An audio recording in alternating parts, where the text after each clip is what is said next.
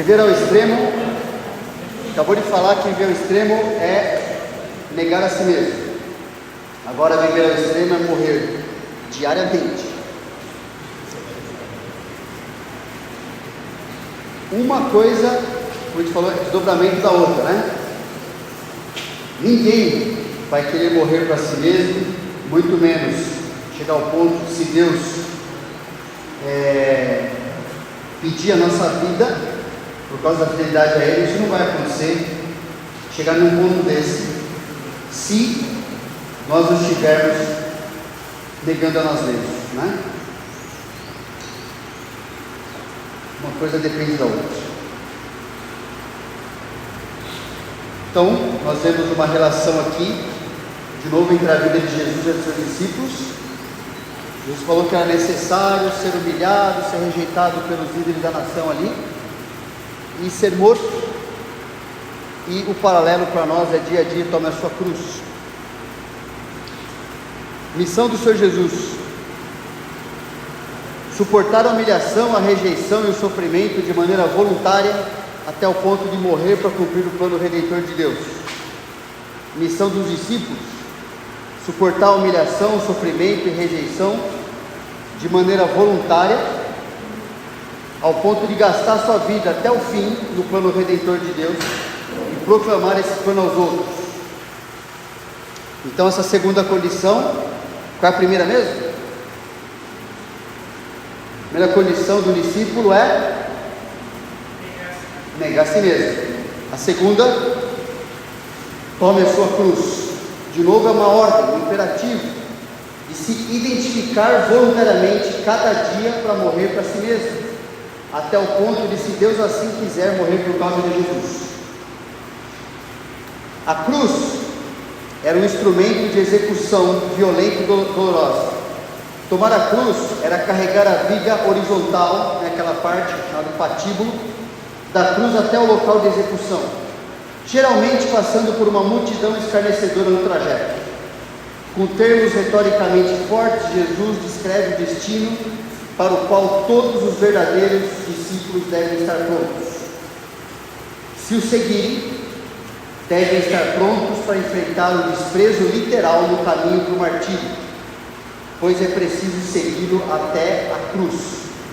A partir do momento da fé, os crentes devem contar suas vidas como perdidas para o reino.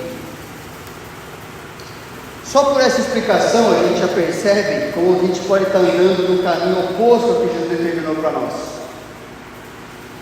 Porque se tem uma coisa muito exaltada, muito valorizada, defendida até mesmo pelas pessoas que se dizem cristãs, é a autopreservação, é poupar a sua vida para si mesmo, né? Jesus, no primeiro versículo que a gente falou, que a gente vai explorar, se Deus permitir, amanhã,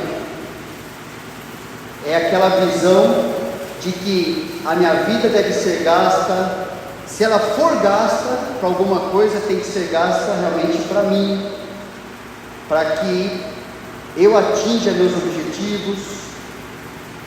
Agora, a cruz, ela é o antídoto, ela é a cura para o egocentrismo. O egocentrismo que a gente acabou de ver pelos prazeres e sensações, né, com a concupiscência da carne, os desejos distorcidos e materialismo, a concupiscência dos olhos, e a soberba da vida, que a gente viu sobre a questão de aprovação e exaltação dos outros a respeito de nós. Não havia nada mais humilhante do que a cruz. Quem carregava a cruz era reconhecido como o pior tipo de criminoso. Tomar a cruz significa não passar por eu estou sofrendo, essa pessoa é minha cruz, né? Não, significa morrer, especialmente para si mesmo. Então, quanto mais chegamos perto do fim da história, mais tendemos a aceitar valores mundanos como normais. Você viver para aquilo que você gosta, para se preservar, para se exaltar, para viver para os prazeres, para... Você sentiu bem, você faz. Se não sentiu bem, você não faz. Será que foi Jesus que se sentiu bem na cruz? Será que foi um momento de satisfação, de conforto? Será que os apóstolos, que muitos deles, a maioria na verdade, morreram de maneira brutal, por fazerem somente o bem às pessoas? Será que eles entenderam alguma coisa errada do que Jesus falou? Ou será que nós estamos entendendo alguma coisa errada? Então, quanto mais a gente aceita valores, a autoindulgência, a aprovação segundo os critérios do mundo, as condições que o mundo dá para nós sermos boas pessoas nesses conceitos, nós não estamos cumprindo as condições de Jesus para ser discípulo: negar a si mesmo, tomar a sua cruz e seguir.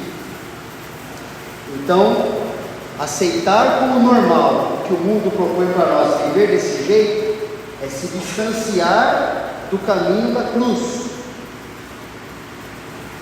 Tem que entender isso. Uma coisa vai nos levar para outro lado, se a gente aceitar.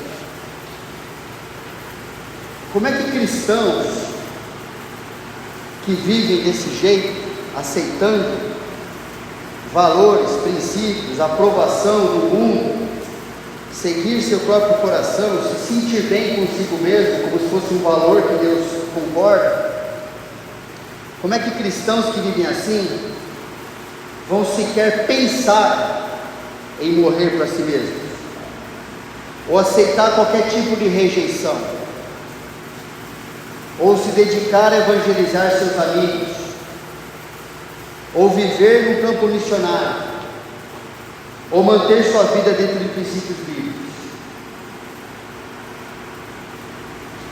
Não vão acontecer, certo? Mas Jesus está falando para nós é que nós podemos fazer isso acontecer. Nós podemos, pelo meio de negar a nós mesmos, de tomar a nossa cruz e de seguir. Você tem que entender, lembra, assim, muitas das sociedades, não estou falando todas, porque ainda tem algum resquício de interesse em algumas delas, mas o caminho é esse, infelizmente. Muitas das sociedades que foram muito fiéis em viver e proclamar a verdade de Deus, sociedades que fizeram discípulos mundo afora, continentes que foram muito usados por Deus, até para que a gente aqui no nosso continente fosse alcançado pelo Evangelho, hoje estão mortas ou morrendo em relação ao cristianismo. Por quê? Porque elas falharam justamente no quesito, na condição de serem discípulos de Jesus, em negar a si mesmo, tomar a sua cruz e seguir.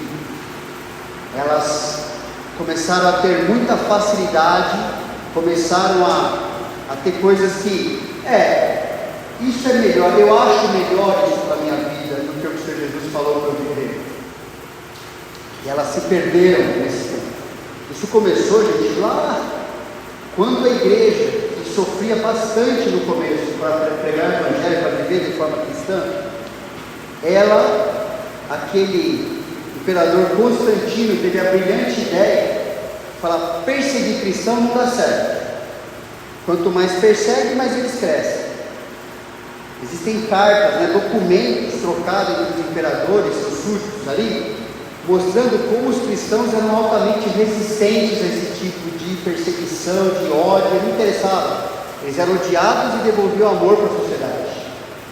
E isso foi assim: como é que a gente vai vencer esse povo que está se tornando um oásis aqui dentro do Império Romano, que era podre em todo sentido? Aí ele teve a brilhante ideia de falar: bom, agora vamos tornar então o cristianismo a religião oficial do Império também. Tinha vários oficiais que eram perseguidos, então quando trouxe o cristianismo como religião também oficial, parou de ser perseguido. E quando parou de ser perseguido, colocou uma condição: olha, vocês podem cultuar o seu Deus, vocês podem adorar o Senhor Jesus, desde que vocês também tragam para os seus cultos, e até assim foi favorecido a construção dos seus templos, imagens, né? Coisas que também fazem parte do nosso culto aqui no Império Romano. E a partir dali, a gente vê uma decadência em relação à fidelidade, né? O aumento de heresias destruidoras, o cristianismo vai entrando naquele período sombrio, vai depois culminar na Idade Média, onde se perdeu completamente o que era ser discípulo, quem era Jesus nessa história, porque ficou fácil ser cristão, né? Assim, não tinha mais problema em ser cristão ou ser pagão, na prática era a mesma coisa. E se você for ver, o problema tem a ver com isso. Não era tão necessário mais viver e morrer pela sua fé.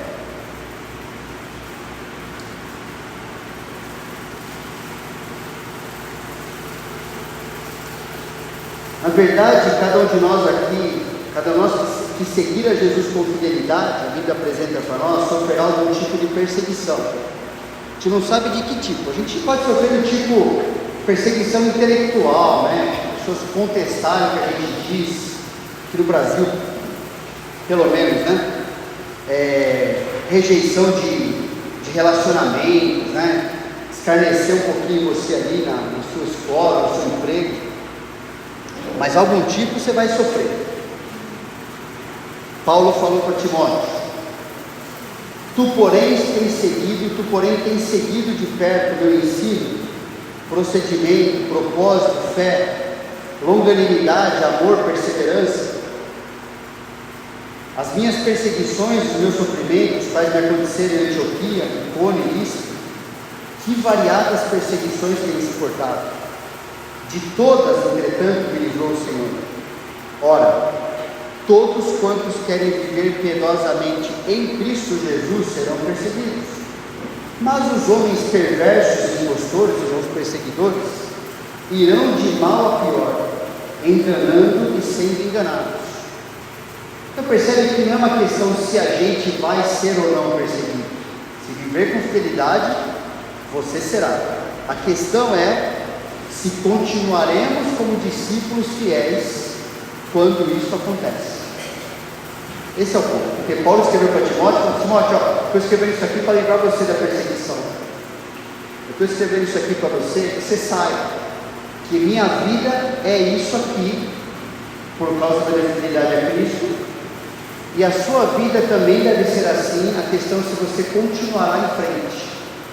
Essa é a questão. Porque outro caminho é não ser perseguido. E não ser perseguido significa abrir mão de ser discípulo.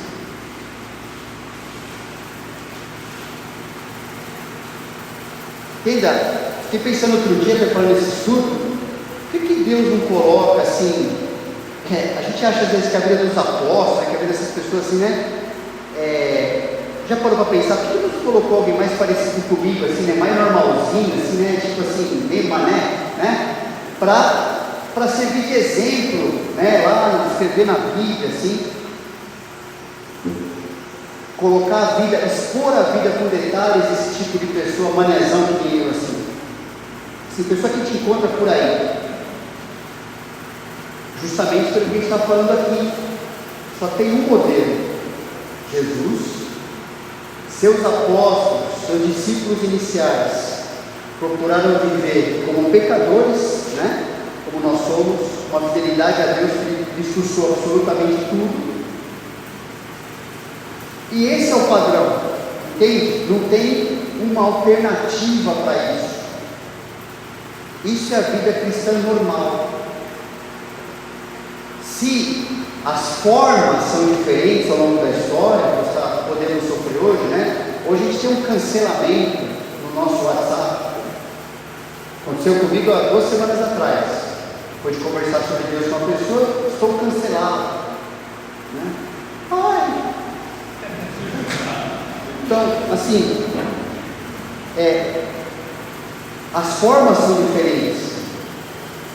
Mas a questão é sempre vai mexer com a gente assim, o que eu vou continuar fazendo agora? Continuar fazendo a mesma coisa que eu faço. Então, Deus usou como exemplo a vida dessas pessoas para mostrar assim, ainda que chegue ao extremo de você ter que perder a sua vida, se chegar no extremo desse, eles encaravam como um privilégio, lembra disso? Eles apanhavam, literalmente, e saíam cultuando a Deus. A Bíblia fala que eles pulavam se regozijando por serem dignos de terem sofrido pancada, afronta, quase morrendo pelo nome do Senhor Jesus.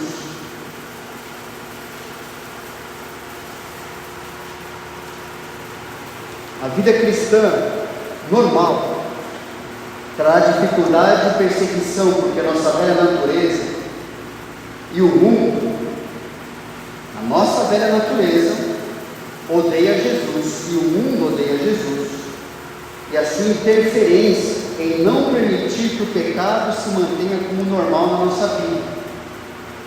E aí que a coisa pega. A perseguição de fora, ela nem é a principal.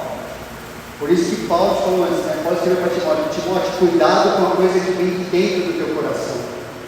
Cuidado, para que quando você começar a levar pancada também, você não acha que tem que começar a mudar a sua estratégia, agradar a sua carne. Acho que eu estou morrendo muito para mim mesmo, acho que eu vou me dar um alívio. Cuidado, Timóteo, porque ali você vai virar mais um, que não vai fazer diferença nenhuma por Jesus.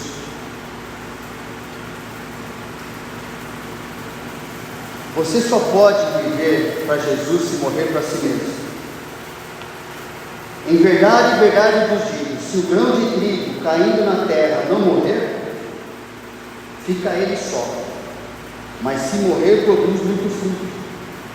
Quem ama a sua vida perde, mas aquele que odeia a sua vida nesse mundo, preservá-la para a vida eterna. Se alguém me serve, siga-me, e onde eu estou, ali estará também o meu servo. E se alguém me servir, o Pai o honrará. Percebe a mesma vida que ele viveu para nós, mesma vida. Faz o que eu estou fazendo, segue o que eu estou seguindo. O Pai recompensou Jesus depois de todo o sacrifício da sua vida. Vai nos recompensar também com aquilo que realmente a gente vai querer ser recompensado naquele dia. Não essas bobagens que a gente acha que tem importância hoje. Morte, lembra? Morte significa o quê? O conceito de morte: separação, rompimento entre as partes, se desligar de algo, abandonar uma condição, se afastar de alguma coisa. Então nós sabemos o que é estar espiritualmente morto sem Cristo, não sabemos? Ele vos deu vida, estando vós mortos nos vossos delitos e pecados, nos quais andastes outrora segundo o curso desse mundo, segundo o príncipe da potestade do ar, do espírito que agora atua nos filhos da desobediência, entre os quais também todos nós andamos outrora, segundo as inclinações da nossa carne, fazendo a vontade da carne e dos pensamentos, e éramos por natureza filhos da ira, como também os demais. Essa é a nossa condição, e a condição hoje que Deus colocou: Ele vos deu vida, Ele vos deu Jesus, Ele deu Jesus para você, mudou tudo isso. Então nós não podemos, nós cantamos aqui, logo eu que vivia desse jeito aqui por minhas próprias escolhas, por nascimento e por escolha, logo eu que agora tenho vida, então não vou mais viver desse jeito que eu vivia antes. Eu não preciso viver desse jeito. Eu tenho poder para viver do jeito que Deus quer que eu viva, de seguir Jesus até o fim. Então nós sabemos o que é ser espiritualmente separado do amor de Deus, do que Deus tinha para nós. E graças a Ele também nós sabemos o que é receber vida em Cristo. E essa nova realidade deve nos motivar a querer viver por Cristo. Não tem separação, percebe? Se eu sou nova criatura, é assim que eu vou viver. Lembra o tema do acampamento passado? Qual foi? Identidade em Cristo. Ali tem bastante coisa que talvez a gente seria bom revisar, né? Pois o amor de Cristo nos constrange, julgando-nos isso. Um morreu por todos, logo todos morreram. E Ele morreu por todos, para que os que vivem não vivam mais para si mesmos, mas para aquele que por eles morreu e ressuscitou. Vou passar rapidamente sobre isso, ainda tem bastante coisa para frente. Nós podemos viver pela iniciativa de Jesus ter morrido na cruz por nós. Por isso que a gente está vivo hoje como cristão. Ele tomou a iniciativa de viver, de morrer na cruz por nós, motivado por amor, por causa dos pecados que nós cometemos.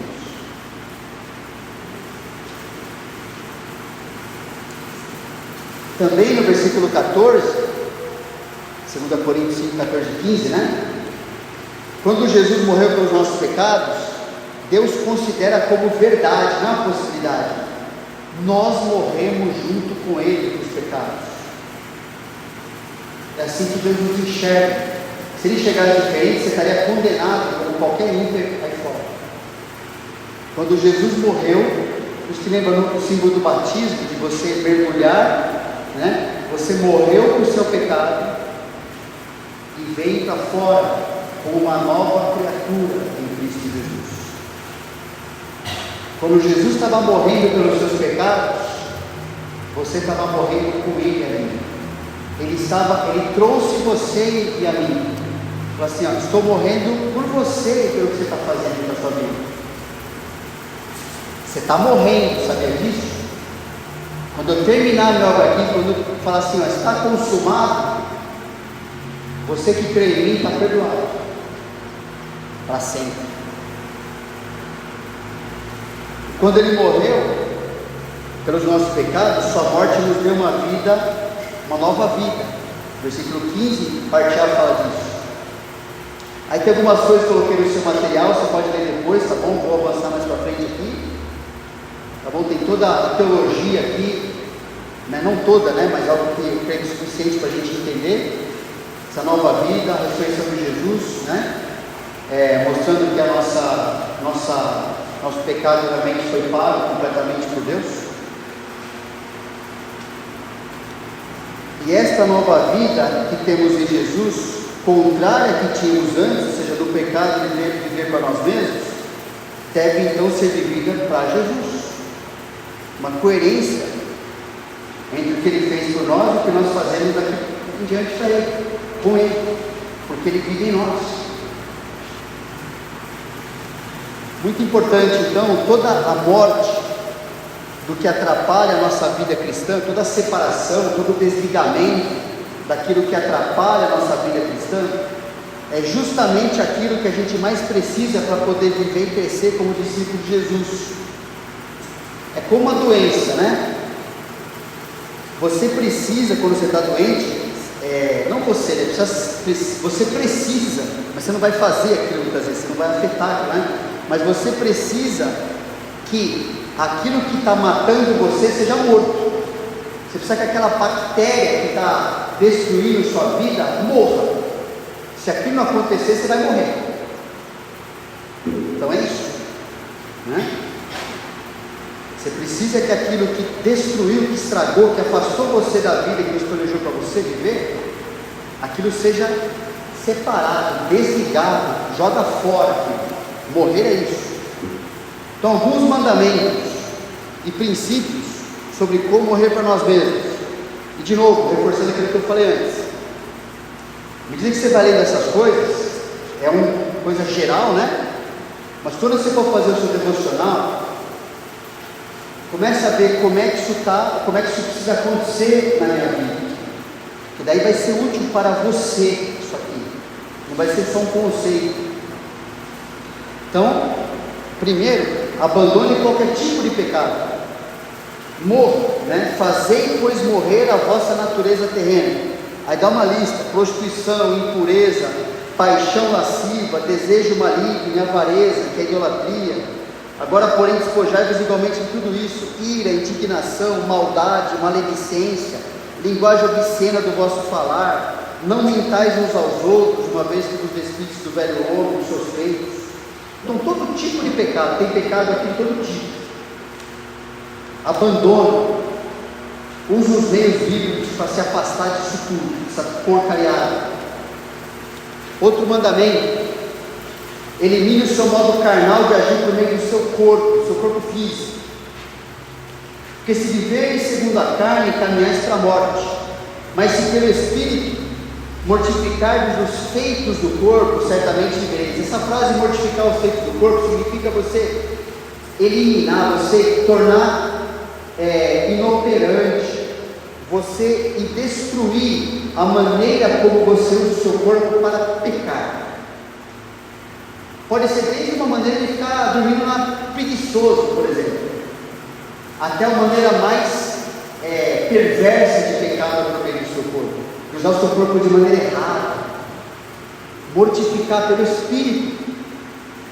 E o Espírito vai se acusar sempre porque a palavra de Deus falar: esse não é o jeito certo de viver, o jeito certo é esse, e você praticar o que Deus manda a gente praticar na nossa vida, para que você abandone cada vez mais, você enfraqueça até a morte a maneira pela qual você usa o seu corpo físico para viver de maneira errada. Pode ser que você considera leve, mas eu não considero que é pecado. Pode ser até coisa escabrosa, nossa, isso é muito grave, e é mesmo. Enfraqueça a sua tendência de viver controlado por seus sonhos e desejos, ao invés de ser controlado pelo que Deus determinou. Paulo escreveu: os que são de Cristo, depois de confrontar os frutos, as obras da carne, os frutos do Espírito, ele fala que os que são de Cristo Jesus crucificaram a sua carne com suas paixões e concupiscências. Acabamos de falar isso lá em 1 João, né? Paixões e desejos muito fortes, coisas que eu quero muito. Para de viver controlado por isso. Se vivermos no Espírito, andemos também no Espírito. Não nos deixemos possuir de vanglória, provocando uns aos outros pela inveja dos outros. Ele fala até de motivação pelo qual a gente fica controlado pelas paixões e concupiscências. Rompa seu relacionamento com o sistema mundano e com a reputação que você pode construir e adotar os valores do mundo. Paulo escreveu também aos Gálatas: mas longe esteja de mim gloriar-me, senão na cruz de nosso Senhor Jesus Cristo, pela qual o mundo está crucificado para mim e eu para o mundo. Pois nem a circuncisão é alguma coisa, e nem a incircuncisão, mas o ser nova criatura. Por que Paulo escreveu isso?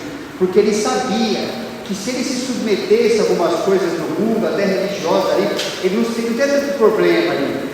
Se ele aceitasse que aqueles irmãos fossem conduzidos pelo cristianismo mais o judaísmo, o farisaísmo, ele ia ser, o pessoal acho que dá uma aliviada em cima de Paulo. Fala assim: não me interessa isso para mim, eu estou nem aí se eu vou ser perseguido por judeus, por gentios, eu não estou preocupado com isso, eu estou morto para o mundo, eu estou desligado do que eles pensam a meu respeito, eu estou desligado de que eles vão se aprovar ou vão reprovar, eu estou preocupado com o que o Senhor Jesus pensa a meu respeito.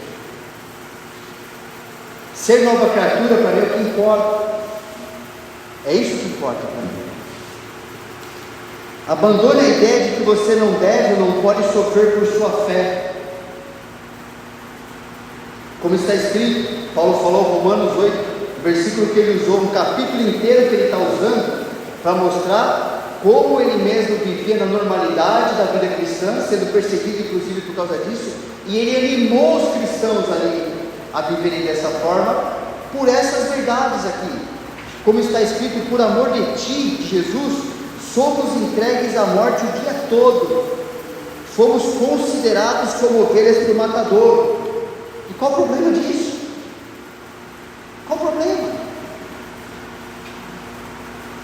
Agora isso é muito radical, não é? E quando alguém cancela você, qual o problema disso? Quando alguém não fala mais com você porque você demonstrou amor bíblico, o evangelho para essa pessoa, qual o problema disso? O que essa pessoa vai tirar de você? O que ela está dando para você que Jesus não te deu? Por que Paulo termina Romanos 8 falando: quem nos separará do amor de Deus? O que mais você precisa? Você foi amado por Jesus, sendo pecador como você é, eu também. Você precisa da aprovação de quem? Romanos 8 mostra a realidade para você. Deus, é como Deus erguesse a nossa vida e falou assim: ó, está aqui um filho pecador que viveu no pecado, condenado, agora eu justifiquei essa pessoa. Eu quero ver quem que vai mudar o que eu fiz na vida dele e dela. Quem que por qualquer meio vai tirar da minha mão esse que eu morri por ele. Eu quero ver quem vai se atrever no universo a sequer encostar nessa pessoa que eu estou salvando. Quem que separará você da única coisa que você mais precisa, que é ser amado por Jesus? Porque se for amado por Jesus, sua vida está garantida aqui para sempre. E se você for amado pelo mundo inteiro, o que você recebe? Você vai só perder, se perder em tudo isso. Abandone a crença de que seus direitos serão respeitados e que não sofrerá injustiça. Então cuidado como a gente reage. Paulo escreveu na 2 Coríntios 4: em tudo somos atribulados, porém não angustiados, perplexos, porém não desanimados, perseguidos, porém não desamparados, abatidos, porém não destruídos. Sabe que ele sentia as pancadas de todo tipo? Físicas, emocionais, sentia tudo. Mas ele sabia que em Jesus ele encontrava tudo que ele precisava. Para cada coisa que ele passava, ele encontrava uma correspondência dentro do seu Salvador, que aquilo é suficiente para ele aquietar seu coração e continuar sendo ainda mais fiel a Deus. Quanto mais endurecia com a vida dele, mais ele morria, por isso mais ele vivia. Quando chegava nas situações que Paulo falava: agora eu estou tão fraco, estou tão perdido, estou tão assim, não sei o que eu faço agora. Estou cansado de apanhar. Será que vai dar certo, Jesus? Aí Jesus falou para ele assim: ó, escreve 2 Coríntios capítulo 12 aí para você. Sabe o que acontece quando você é bem fraco, Paulo? Você sabe o que acontece? Não sobra nada de você, e sobra de mim para você. Aí você fica forte. Como que a gente vai se fortalecer em Deus, pessoal, sem se preservar a vida inteira? Para que precisa? Se eu, com a minha própria força, minha capacidade, meus meios, meus recursos, puder me garantir nesse mundo, como e por que eu vou precisar ser fortalecido no Senhor? Preciso disso. Você também precisa. É só viver, se satisfazer e está tudo certo. Você vai ser desrespeitado. Você vai sofrer injustiça, e a tua resposta vai mostrar se é discípulo ou se não é. Abandone a ideia de que sofrer por Jesus é estranho ou ruim. No mesmo capítulo, Paulo fala: levando sempre no corpo o morrer de Jesus, para que também a sua vida se manifeste em nosso corpo físico mesmo, porque nós que vivemos somos sempre entregues à morte por causa de Jesus, para que também a vida dele se manifeste em nossa carne mortal, de modo que em nós opera a morte, mas em vós a vida. Paulo ficava bem feliz se por causa do que ele sofria, isso gerava Jesus ser conhecido, ser exaltado na vida de um pecador a mais. Para ele valia a pena. Não foi isso que aconteceu lá em Atos 16, quando o Evangelho chegou na Europa? Ele tinha acabado de libertar ele e o seu colega lá, né? Como é que foi? Os presos lá? Paulo e Silas. Tinha acabado de libertar uma menina possessa de demônio. Que mal que eles fizeram essa pessoa? fizeram só o bem, apanharam que nem os cachorros, foram presos lá no fundo da prisão, e estavam se lamentando, não é? Estavam louvando a Deus, e ao louvar a Deus, Deus decidiu naquele momento libertar, abrir as portas da prisão ali, para salvar o carcereiro que tinha batido em Paulo. E aí, Paulo, na Bíblia, experimenta um dos poucos momentos ali que a gente vê, talvez o único momento, que Deus deixou registrado, que ele foi cuidado nas suas feridas.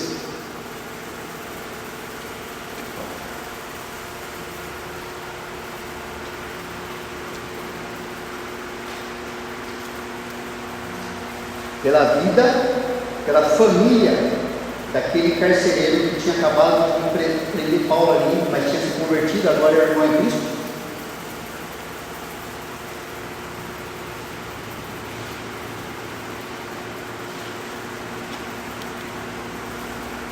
Elimina a tentativa de ser aceito por Deus, baseado no que você faz. Você só é aceito pelo que Jesus fez por você. Paulo escreveu: porque mediante a própria lei morri para a lei, a fim de viver para Deus. Estou crucificado com Cristo, logo, já não sou eu quem vive, mas Cristo vive em mim. E esse viver que agora tenho na carne, vivo pela fé no Filho de Deus, que me amou e a si mesmo se entregou por mim. Eu morri, Paulo fala, para aquela lei pela qual eu tentava ser aceito por Deus, e eu descobri que eu nunca seria. Eu fui aceito pelo que Jesus fez por mim. Quando Ele deu sua vida por mim, tudo que eu queria que aceito por Deus, eu fui. E a vida cristã continua dessa forma. A gente não é aceito por Deus por nada que a gente fez ou deixa de fazer para Deus. Quem somos nós, né? Para sermos aceitos em qualquer mérito nosso. Teve que Deus vir nesse mundo, morrer por nós, para que o Pai nos aceitasse somente no seu Filho amado. Mas nele nós somos aceitos, e nele é o que interessa. Interrompa suas ações de usar os outros para satisfazerem você. 1 João 3,16, coisa que ajuda, eu gosto de pensar, é João 3,16, né? Porque Deus amou ao mundo de tal maneira, tal, o Evangelho, né? Aí depois você vai para 1 João 3,16, é fácil de lembrar, né?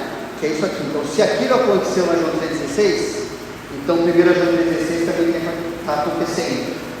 Nisto conhecemos o amor, aquele lá, o Evangelho, que Cristo deu sua vida por nós. Então, devemos dar a nossa vida pelos irmãos. Não usar os irmãos para nos satisfazerem, mas o contrário, né? Buscar o interesse que Deus definiu para o irmão e a irmã.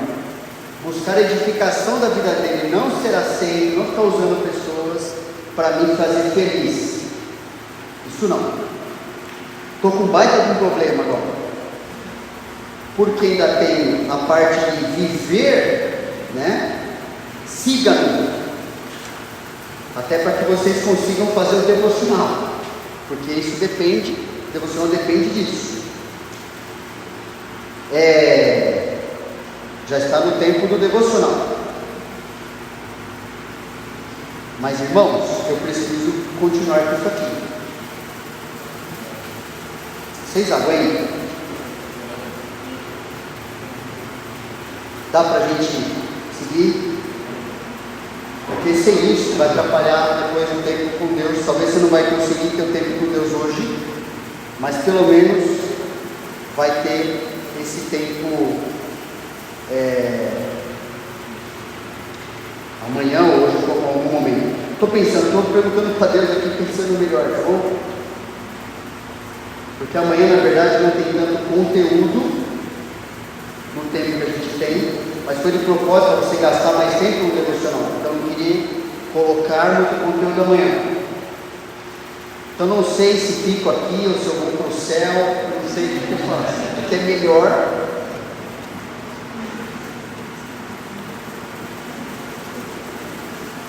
Vocês aguentam mais alguns minutos? Uns 20? Podemos ir? Oi?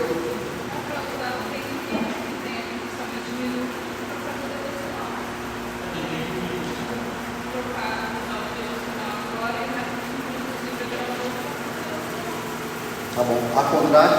Alguém apoia? Apoia? Bom, agradeço, gente. Obrigado pela compreensão, amor de vocês.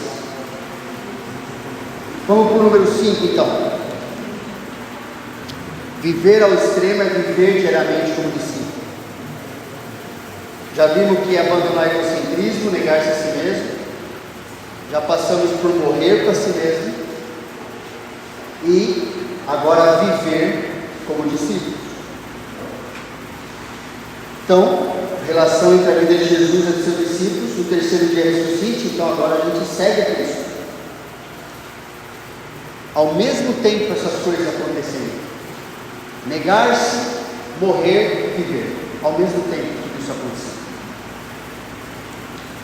Tem escrito a missão de Jesus no seu material. Vamos pular isso aqui, tá bom? Pode ler, tranquilo.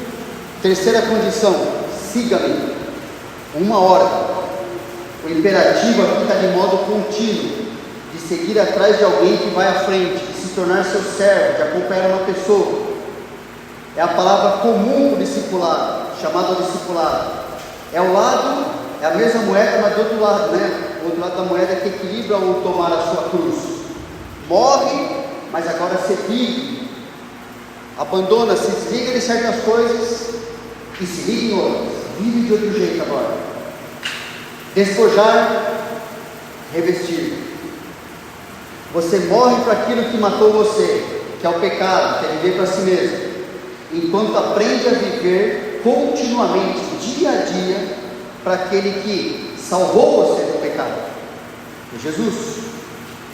Então não é seguir as ideias de Jesus. A gente já leu aquela citação lá atrás do ser um discípulo, somente seguir as suas ideias, filosofias. Isso pode ser muito bom, lembra? Para filosofia grega, para o judaísmo, isso aí é legal.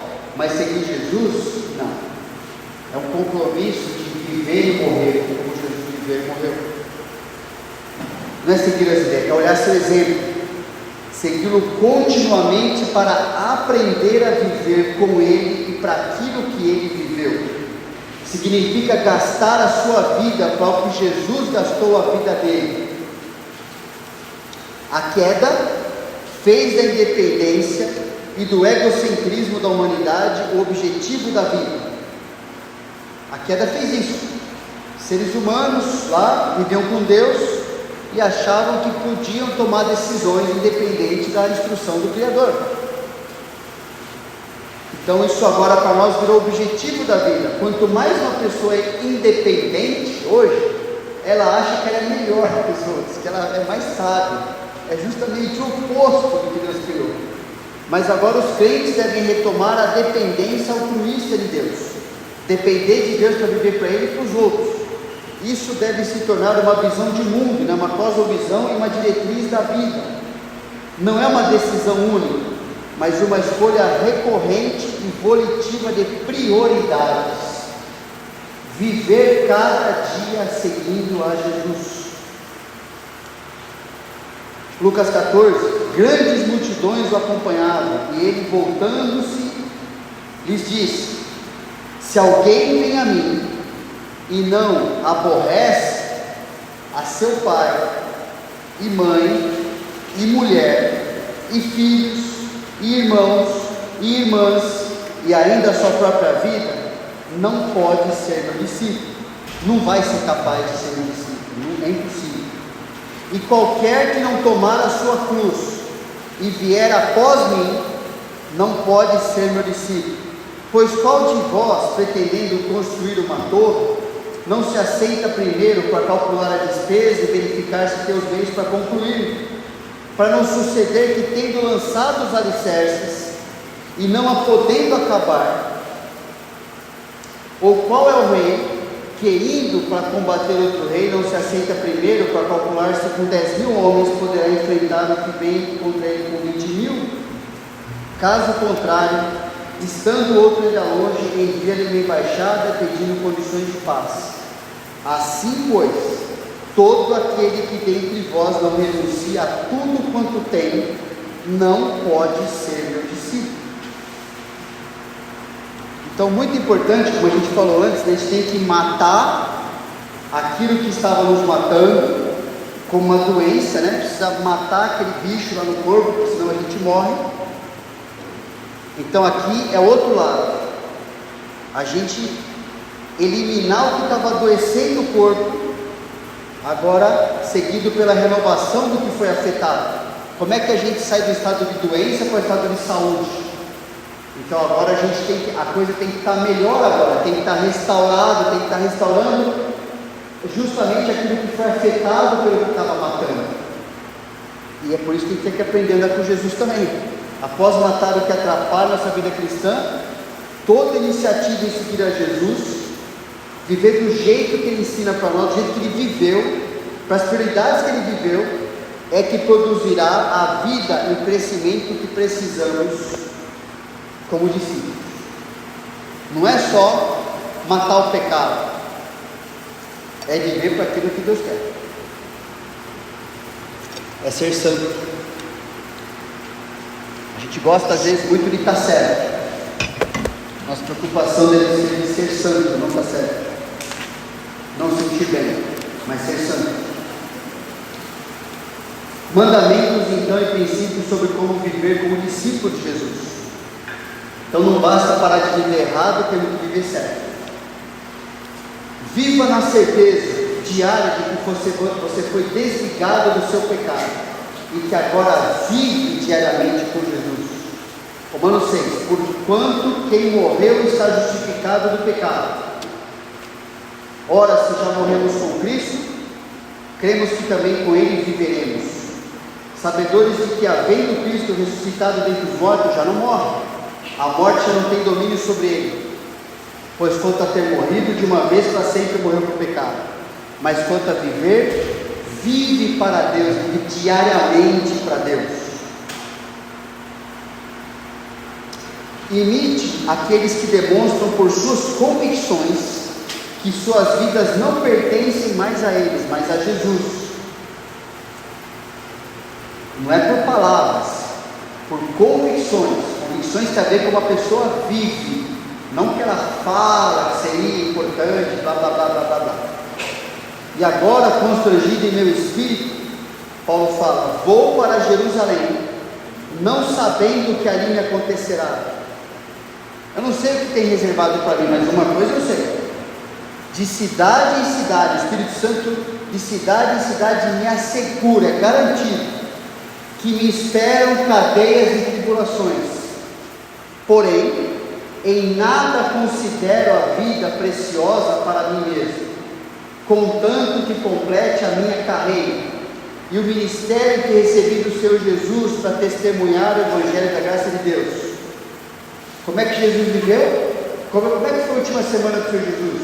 Na verdade, qual foi o procedimento? O que Jesus falou desde o primeiro dia que Ele começou o seu ministério lá? Ele estava indo para onde? Cada dia da sua vida? Para a cruz. Ele estava decidindo ir para Jerusalém. O que ele ia encontrar em Jerusalém? Uma festa ao seu louvor, não é? Não. Ele ia encontrar a sua morte, para a gente ter vida. E Paulo falou a mesma coisa. Eu sei que cada lugar que eu chego, eu não vou para o hotel, eu vou para a cadeia, eu vou apanhar, eu vou ser insultado, eu vou ter que falar, convencer as pessoas de que o Evangelho é verdadeiro, judeus e gentios, elas vão vir para cima de mim, e é para lá mesmo que eu estou indo, é para lá que eu estou indo, eu estou vivendo para isso, estou vivendo para isso.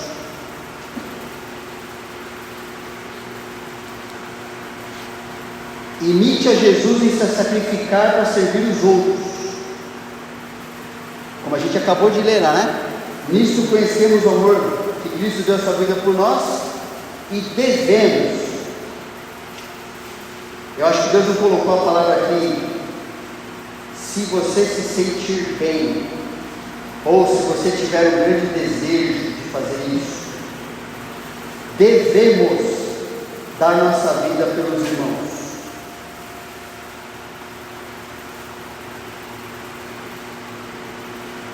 Siga conselhos que o ajudem a tomar decisões baseado em como sua vida será mais útil no serviço a Jesus. É fácil a gente receber conselho de o que você vai fazer com a sua vida, onde você vai estudar, onde você vai trabalhar, onde você vai morar, sempre buscando o que? Esses conselhos. O que a gente normalmente ouve quando busca esse tipo de conselho? Coisas que fazem a gente se sentir melhor, não é?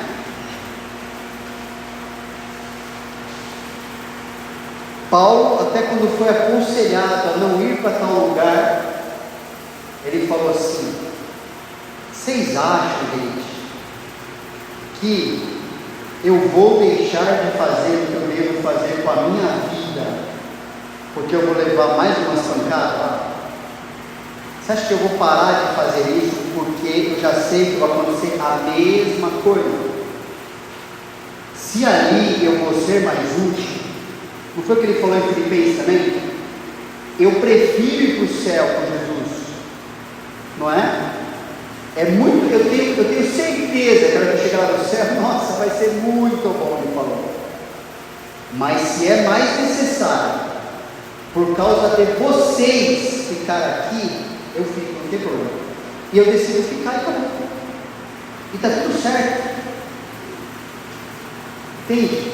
O conselho de encontrar ainda mais utilidade aos propósitos de viver para Jesus. Pode ser que Deus até une as coisas, pode ser que Ele coloque você num lugar legal, que você sonhou, né? Às vezes eu penso, Deus, será que eu vou terminar o ministério na praia? Né? A gente gosta de viver na praia, litoral, muito gostoso. Fala assim, sei, interessa isso na verdade. Se isso for útil para seguir Jesus, né? Que legal. Mas isso não importa. O que importa é assim, aonde você é mais útil para Jesus? Aonde Jesus não é conhecido ainda, que se a gente for lá, ele pode ser conhecido, e a vida daquelas pessoas, aquela realidade pode mudar também como mudou a nossa. Não foi bom quando alguém chegou para você e tornou Jesus conhecido para você? Vai ser bom para os outros também. E você vai gostar porque você é nova criatura. Você vai gostar de viver desse jeito. Escolhe onde você vai ganhar mais dinheiro, você vê o que acontece. Mas escolhe onde você vai ganhar mais discípulo. Pode ser até que você ganhe dinheiro. Pode ser. Só que para você não vai ter mais importância tanto isso. Porque o seu coração vai ser preenchido com aquilo que realmente interessa, que é com Jesus e com que ele precisa ser conhecido pelos outros. Pode até ser que ele agregue outras coisas, pode ser. Mas se ele for usar a sua vida, garanto para você, não importa onde você vai viver, não importa qual a realidade que você vai viver, não importa com pouco ou muito recurso, né? A gente experimentou um pouquinho de nada, gente. Só 3 anos lá vivendo nos Yanomamis, eu garanto que experimentando só uma festinha assim da vida desse tipo, né? Melhor período de algumas coisas bíblicas que aconteceram na nossa vida. E as pessoas ficavam falando às vezes, nossa, que difícil, que vai ser difícil, eu tentando achar o que é difícil. Porque Jesus estava ali, e se fazendo de alguma forma conhecido por algumas pessoas. Difícil é viver fora da vontade de Deus. Isso é impossível para o Filho de Deus. Ele vai se debater na vida dele. Tenha medo de tomar decisões baseadas em como a sua vida vai ser mais útil para Jesus. Você só vai ganhar com isso. Você nunca vai perder nada. Você vai ganhar. Imite os que usam sua liberdade cristã como forma de demonstrar que Jesus é o Senhor das suas vidas, não eles mesmos. É muito fácil achar um monte de pessoa que se diz cristã, que continuar vivendo como se não fosse, vendo para si, para parecer, porque eu sou capaz de fazer isso, eu tenho liberdade de fazer aquilo. E daí, é mesmo? No mundo eu fazia muito mais do que você, muito mais fazia. Por isso está falando agora que você faz, eu fazia 10 vezes mais do que não prestava também, ou de coisa que era, também tanto faz fazer ou não. É legal encontrar pessoas que usam sua liberdade cristã filtrando pelo amor a Cristo. Não interessa o que eu sou capaz de fazer com a minha liberdade, interessa o que Jesus é capaz de fazer quando eu uso minha liberdade para glorificar Ele. Porque nenhum de nós vive para si mesmo, nem morre para si mesmo. Porque se vivemos para o Senhor, vivemos. Se morremos para o Senhor, morremos. Quer pois vivamos ou morramos, somos do Senhor. Foi precisamente para esse fim que Cristo morreu e ressurgiu, para ser Senhor, tanto de mortos como de vivos. Então usa a sua liberdade dessa forma. Paulo escreveu nesse contexto, Romanos 14:15, nesse contexto. Eu posso, eu sou capaz. Ok, você pode. A questão é o que você vai fazer como forma de viver para Jesus naquela área. Deus está provando o nosso coração o tempo todo, se Ele é o Senhor ou se não é. Aprenda a abrir mão de direitos pessoais, se isso ajudá-lo em seu testemunho de tornar Jesus conhecido. Às vezes não tem nada a ver, mas às vezes tem. Paulo escreveu: eu porém não me tenho servido de nenhuma dessas coisas. O que estava falando? Ele falou assim, eu tenho o direito de receber sustento de vocês, eu tenho o direito de ter esposa que nem Pedro tinha, eu tenho o direito de... um monte de coisa que ele tinha direito. Tinha um monte de... tudo está tudo certo, tudo desaprovado, já está pecado, como sempre. Já não é um desejo pecaminoso ali. Mas, eu porém não me tenho servido de nenhuma dessas coisas. E não escrevo isso para que assim se faça comigo. Eu não estou constrangendo ninguém. Porque melhor me fora morrer antes que alguém me anule essa glória. Qual era a glória? De viver assim, eu não dependo disso. Eu posso negar a mim mesmo e posso fazer o que Deus quer que eu faça. Por isso que ele falou assim, tudo faço por causa do Evangelho, com o fim de me tornar cooperador, de trabalhar junto com Ele. Eu queria muito ter esposa, mas eu não preciso disso. Eu queria muito ter mais sustento, Paulo fala, mas eu não preciso disso. Se a vida que eu tenho hoje coopera, me ajuda ainda mais a trabalhar para o Senhor, usar a minha vida dessa forma, é isso que eu mais quero, é isso que eu mais preciso, e é isso que eu vou continuar fazendo. Direitos eu posso abrir mão, eu não posso abrir mão de ser discípulo. Então pensa que às vezes Deus está colocando isso na nossa mesa: direitos de um lado, discípulo do outro. A gente tem que decidir. Gaste sua vida para Deus, por causa da certeza que Ele cuidará de suas necessidades. Quando Jesus sentou ali com a mulher samaritana em João 4, ele estava com fome e com sede, lembra? E quando os discípulos tinham trazido comida para ele tinha acabado de gastar bastante tempo com aquela mulher para ser salva, de fato foi. Ele não está avançando na comida, né? Isso é bom para ti no almoço, agora a gente vai chegar tudo, eu quero o seu fim da fila agora, para vocês. Mas ele falou, a primeira coisa que ele falou, Jesus, a minha comida, aquilo que realmente me sustenta, aquilo que eu preciso, consiste em fazer a vontade daquele que me enviou e realizar a sua obra. É isso que me sustenta. E ele estava com fome e com sede carinhoso como nós. Seja amigo de quem é humilde. Humildade, né? Viver assim, né? Com a cabecinha para baixo. Ficar assim, né? Isso é a invenção do mundo. O conceito bíblico de humildade é ter um conceito tão baixo de si mesmo que você gasta seu tempo e seu recurso por causa do interesse dos outros. Esse é o conceito de humildade bíblica. Seja amigo de quem é humilde. Nada façais por partidarismo ou vanglória. Seu partido, seu grupinho, aquilo que me dá mais felicidade, aquelas pessoas que eu gosto está perto de mim. Isso é ser soberbo, isso é ser orgulhoso ou vanglória, mas por humildade, considerando cada um os outros superiores a si mesmo. Não tenha cada um em vista o que é propriamente seu, senão também cada qual que é dos outros. Tende em vós o mesmo sentimento ou atitude que houve também de Jesus. Aí ele vai descrever a autonegação de Jesus, de sair da sua glória, de entrar no mundo dos pecadores, e de maneira bem humilde, nascendo num estábulo, numa manjedoura ali, e ser perseguido desde a sua infância, ter aqui para o Egito com a sua família, ao contrário, ele que antes, então assim, e desde o início, sofrer dessa forma, entrar nesse mundo para nos salvar, e durante todo dia, cada dia da sua vida, ser insultado, ser rejeitado, ser questionado.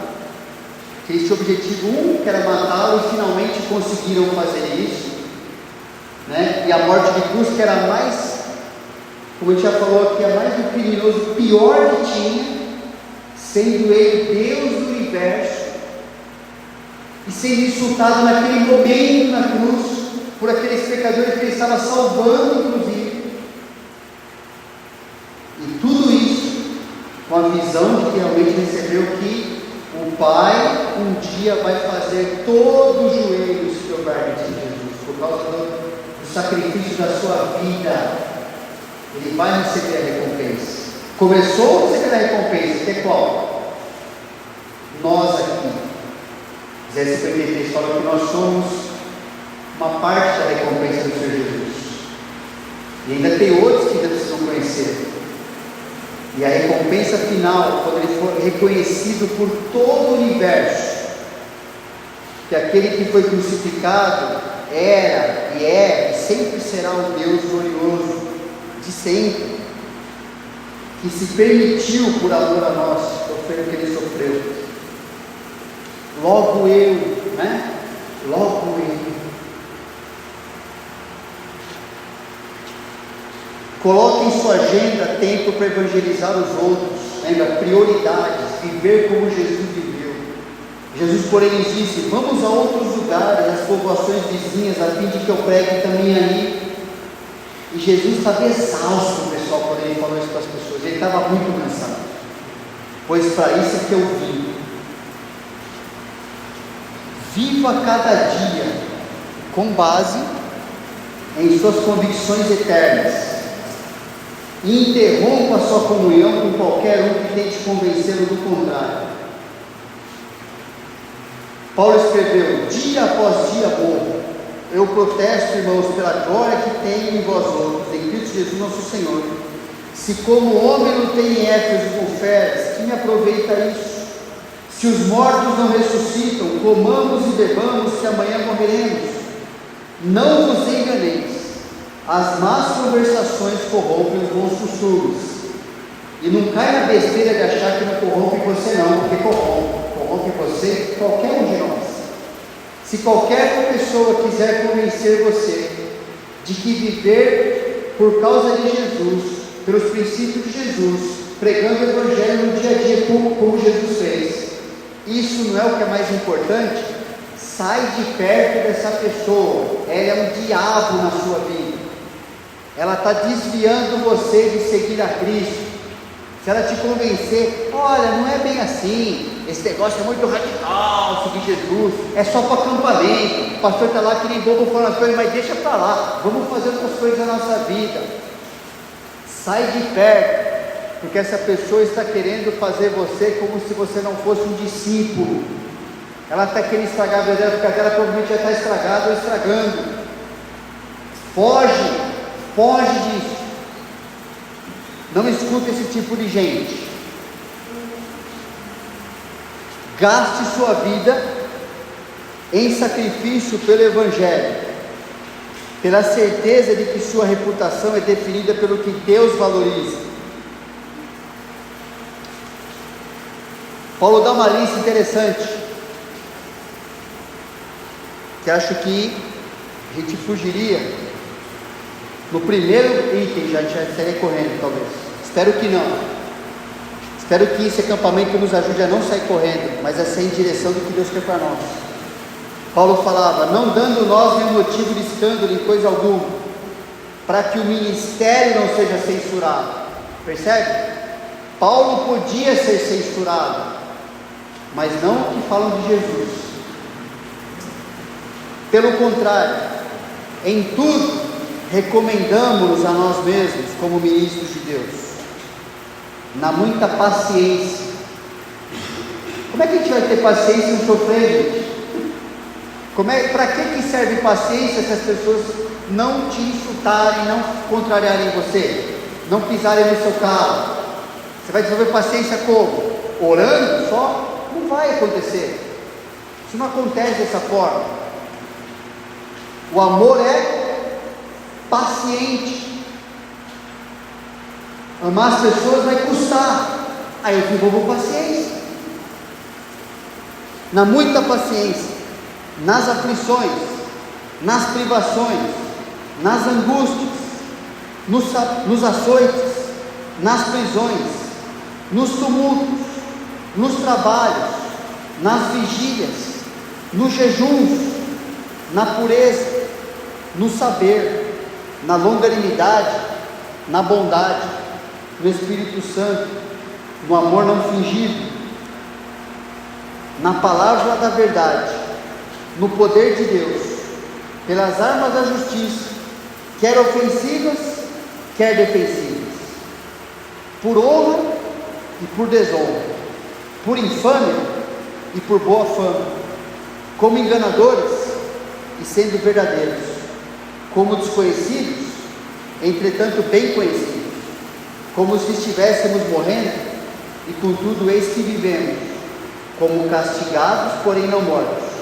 entristecidos, mas sempre alegres, pobres, mas enriquecendo a muitos, nada tendo, mas possuindo tudo.